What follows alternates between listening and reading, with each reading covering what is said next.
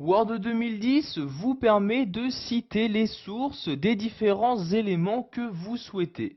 Pour cela, vous allez tout d'abord devoir enregistrer ces sources dans le logiciel. Donc, pour accéder aux différentes sources proposées, vous vous rendez en haut et vous cliquez ici sur Références.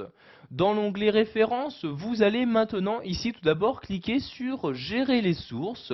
Donc une fenêtre s'ouvre donc, et donc dans cette fenêtre va s'afficher toutes les sources disponibles.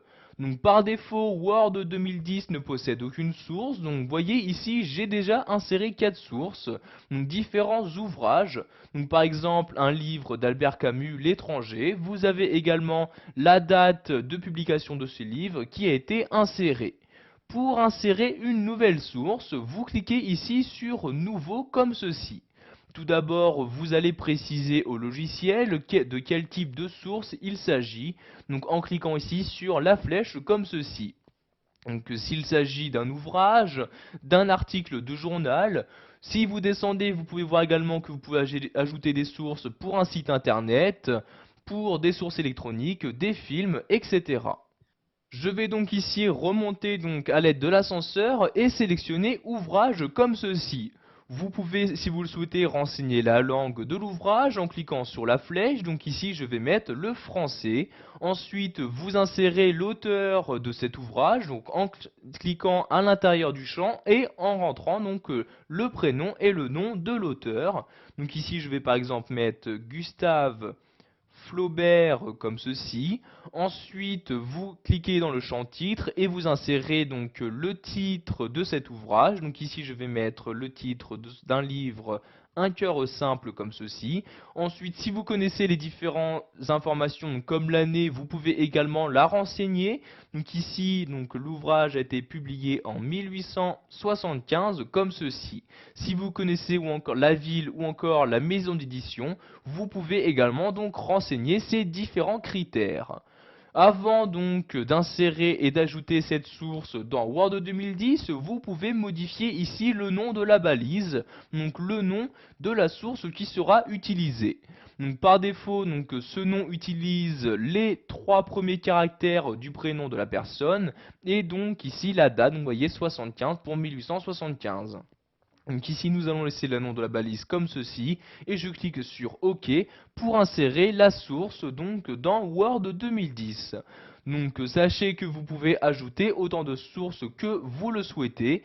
Je n'ai juste qu'à cliquer ici sur nouveau. Je vais par exemple ajouter une dernière source, donc de nouveau un ouvrage, l'auteur, donc je clique dans le champ, je vais ici mettre Alexandre Dumas comme ceci. Ensuite pour le titre je vais mettre 20 ans après, donc comme ceci, donc je saisis à l'aide de mon clavier, puis je vais également renseigner l'année, donc ici 1845.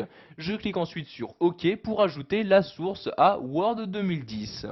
Vous avez donc maintenant toutes ces sources qui ont été ajoutées donc à Word. Vous pouvez donc les utiliser donc dans les listes actives. Donc, par exemple, voyez, toutes les sources que vous ajoutez sont actuellement actives. Si vous ne souhaitez par exemple pas utiliser celle-ci, vous la sélectionnez et vous cliquez ici sur supprimer et elle va être supprimée de la liste active. En revanche, si vous souhaitez utiliser cette source-ci, donc le livre de Jean-Jacques Rousseau, vous sélectionnez ici donc la ligne en question et vous cliquez sur copier et voyez donc l'ouvrage apparaît maintenant dans la liste active. Je clique donc ici sur fermer comme ceci et nous allons donc voir comment insérer des citations pour citer les sources correspondantes. Je clique donc en haut sur insérer une citation et vous avez donc dans le menu les différentes sources correspondantes donc se trouvant dans la liste active. Donc par exemple, si vous souhaitez citer donc le livre Discours sur les sciences et les arts de Jean-Jacques Rousseau, vous cliquez sur la bibliographie correspondante et vous avez donc ici donc le nom de l'auteur ainsi que la date de publication qui s'affiche. Nous allons maintenant rajouter des sources dans la liste active. Je reclique donc ici en haut sur gérer les sources comme ceci et je vais insérer donc d'autres éléments. Donc par exemple ici le livre d'Amélie Nothomb, je sélectionne la ligne puis je clique ici sur copier. Je vais faire de même par exemple pour le texte d'Alexandre Dumas. Je sélectionne la ligne et je clique ici sur copier. Maintenant, je vais cliquer sur fermer comme ceci et je vais faire divers retours à la ligne. Et nous allons pour finir voir comment afficher la bibliographie donc intégrale, donc toute la bibliographie se trouvant dans la liste active. Donc pour ce faire, je clique en haut ici sur bibliographie. Donc vous choisissez donc le modèle que vous souhaitez utiliser. Donc je vais utiliser ce modèle-ci. Je clique donc dessus et vous avez donc toutes les bibliographies présentes dans la liste active qui s'affichent. Donc vous voyez ici donc, les noms de l'auteur, puis la date de publication et enfin donc le titre du livre correspondant. Voilà, vous savez maintenant comment utiliser la bibliographie présente sous Word 2010 pour insérer différentes citations de livres.